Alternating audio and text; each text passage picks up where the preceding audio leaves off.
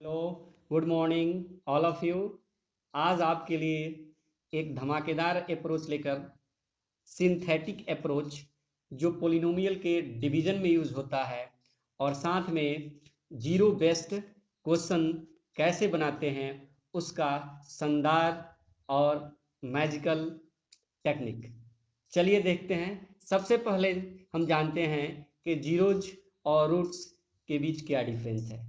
Roots जो होता है इक्वेशन के लिए यूज होता है और जीरोज फंक्शन और पोलिनोमियल के लिए यूज होता है। Zeros are those value of x या those value of variables for which polynomial becomes zero, और roots are those value of x या those value of variables for which equations satisfy. कहने का मतलब ये हुआ x के वैसे वैल्यू जिसके चलते पोलिनोमियल जीरो बन जाता है, उस वैल्यू को जीरोस कहते हैं।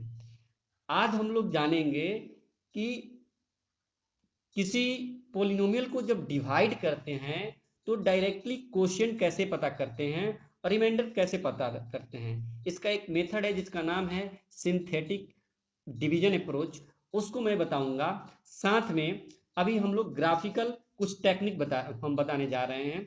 एक ग्राफिकल टेक्निक क्या है? Number of zeros based upon degree of the polynomial.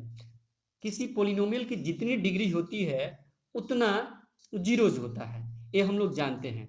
या तो रियल जीरो होता है या तो इमेजिनरी जीरो होता है। हमारे एनसीईआरटी में 10th और 9th स्तर पे हम लोग को बताया जाता है कि ग्राफ एक्स एक्सिस को जितना इंटरसेक्ट करेगी उतना जीरो होगा। तो कौन सा जीरो होगा? तो रियल जीरो की बात हम लोग बोलते हैं कि उतना रियल जीरो होगा। ग्राफ एक्स एक्सिस को इंटरसेक्ट नहीं भी करे तभी जीरो पॉसिबल है। जैसे यहाँ पे इस फिगर में हम देख रहे हैं कि ग्राफ जो है एक्स एक्सिस को एक जगह काट रही है, तो रियल जीरो एक है, ओनली वन रियल जीरो है। लेकिन यहाँ पे ग्राफ जो है एक्स एक्सिस को नहीं काट रही है लेकिन जीरोज है।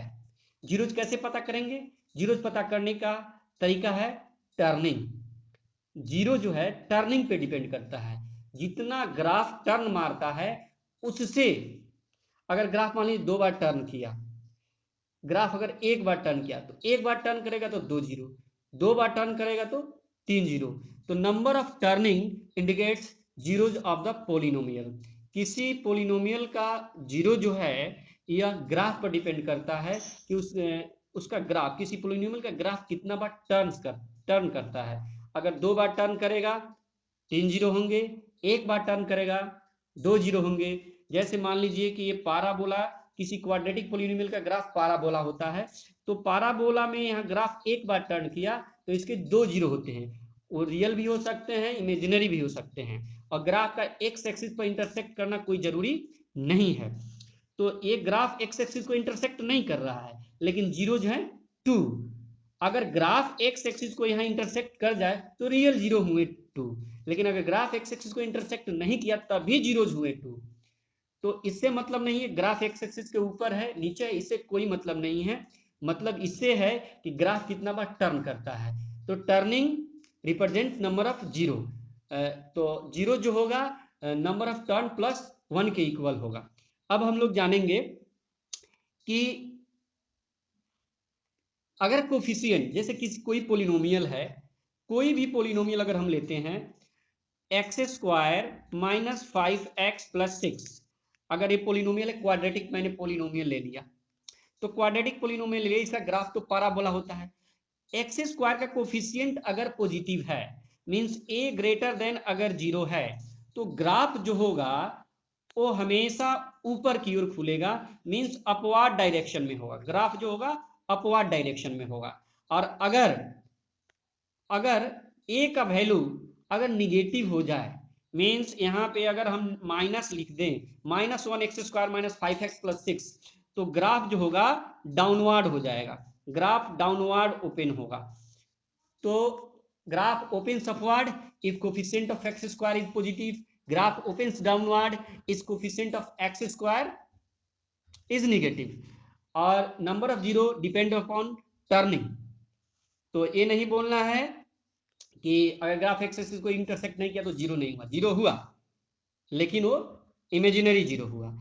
और एक्स एक्सिस को इंटरसेक्ट करेगा, जैसे एनसीईआरटी में प्रॉब्लम है, एनसीईआरटी में प्रॉब्लम है जैसे इस प्रकार का क्वेश्चन है कि how many zeros real zeros of the polynomial, तो रियल जीरो के लिए एक्स एक्सिस का इंटरसेक्शन पता करना होगा। जैसे यहाँ पर एक्स एक्सिस को 1 2 3 तीन जगह यहाँ पे काट रहा है तो रियल जीरो 3 हुए, नहीं भी काटेगा तभी जीरो होगा। वो डिपेंड करता है कि ग्राफ कितना बार टर्न मार रहा है। जैसे ये ग्राफ है, ये कितना बार टर्न मार रहा है 1 2 3, तो जीरोस कितने होंगे 3 + 1 4। तो ये तो है ग्राफिकल बेस्ड, ग्राफ बेस्ड पे हम लोग जीरोस बता सकते हैं। नेक्स्ट चीज था कि बिना बिना डिवाइड किए, एक्चुअली लॉन्ग डिवीजन, बिना लॉन्ग डिवीजन किए कैसे हम लोग रिमाइंडर और क्वोशिएंट, डायरेक्ट क्वोशिएंट कैसे लिख देंगे, डायरेक्ट क्वोशिएंट कैसे लिख देंगे। रिमाइंडर तो बहुत इजी से बता सकते हैं, लेकिन क्वोशिएंट कैसे लिखेंगे तो मैं बताने जा रहा हूं। एक एग्जांपल यहाँ पे देखिए सामने है, 2x³ - 5x² - 8x + 15 को x - 3 से डिवाइड करना है। अब इसका क्वोशिएंट आ रहा है 2x² + x - 5, तो इतना लॉन्ग प्रोसेस है, लेकिन हम क्वोशिएंट निकाल रहे हैं जिसका नाम है सिंथेटिक अप्रोच। उस मेथड के द्वारा क्या है सिंथेटिक अप्रोच, सबसे पहला काम है जो x³ x² x जितने भी x वेरिएबल है उसका जो कोफिशिएंट है उसको पहले लिखेंगे। क्या क्या कोफिशिएंट है 2 - 5 और -8 + 15। तो अगले स्लाइड में मैं देखता हूं कि यहाँ पे लिखे हैं 2 - 5 -8 और 15। ठीक, डिवाइड किससे करना है, डिवाइड करना है आपको x - 3 से। तो x - 3 से डिवाइड करना है, तो x - 3 = 0, तो x = 3, मतलब कि इस डिवीजन का जीरो जो हुआ 3 हुआ। तो क्या करेंगे, सबसे पहले कोफिशिएंट लिख देंगे। कोफिशिएंट लिखने के बाद जैसे मैंने यहाँ पे कोफिशिएंट लिख दिया, x³ का कोफिशिएंट 2 था, x² का कोफिशिएंट -5 और x का कोफिशिएंट -8, और उसके बाद जो कांस्टेंट टर्म था वो 15 था। अब क्या करेंगे, जो जीरो आया है उसको सामने लिख देंगे, मतलब 2 के आगे लिख देंगे।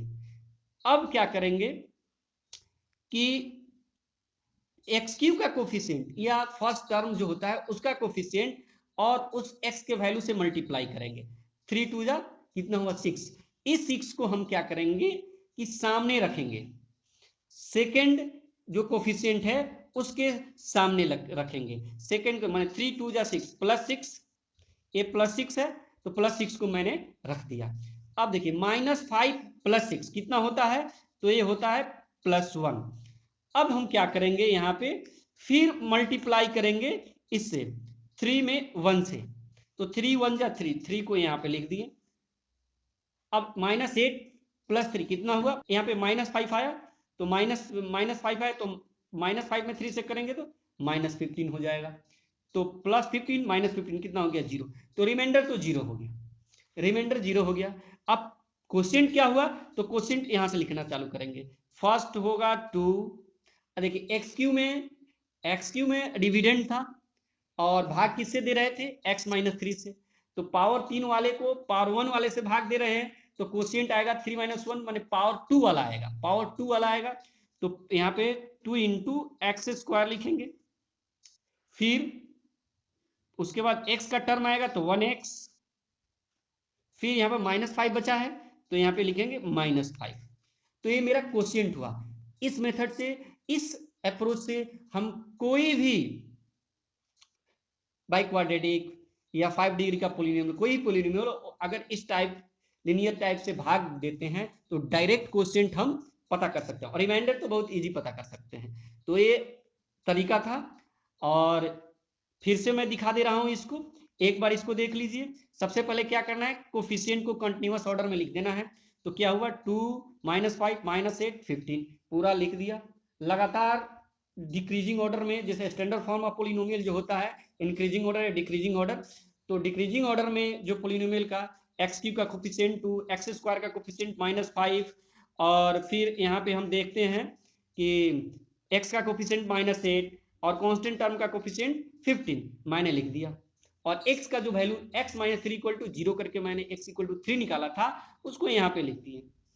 अब क्या करेंगे कि अब ये फर्स्ट वाला जो यहाँ पे टर्म है इसको यहाँ पे हटा दीजिए, 3 टू जा 6, ये फर्स्ट वाला टर्म उतार देंगे और 3 टू जा 6 इसको मल्टीप्लाई करेंगे और इसको मल्टीप्लाई करने के बाद सेकेंड टर्म के सामने रखेंगे, सेकेंड टर्म के इसको सामने सेकेंड कोफिशिएंट के सामने रखेंगे तो 3 टू जा 6, -5 प्लस 6 मिलकर के क्या हो गया +1।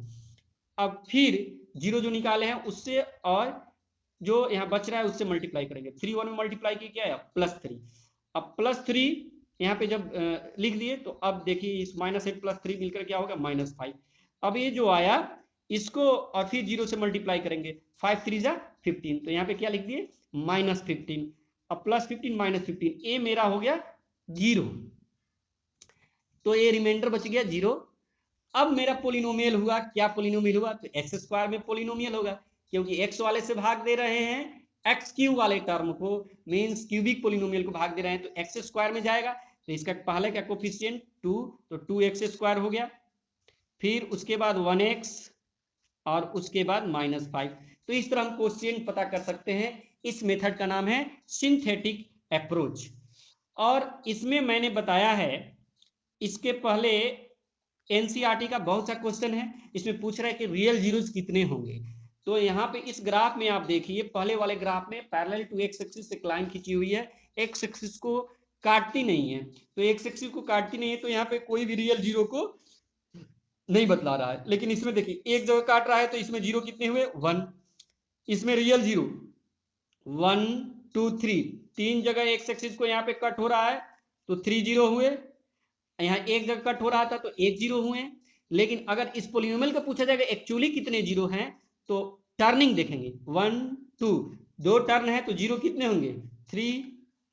तो यहाँ पे देखिए एक्स एक्सिस को कितने जगह काट रहा है, टर्निंग देखेंगे तो ज्यादा हो जाएगा, देखिए 1 1 2 3, जीरो कितने 4।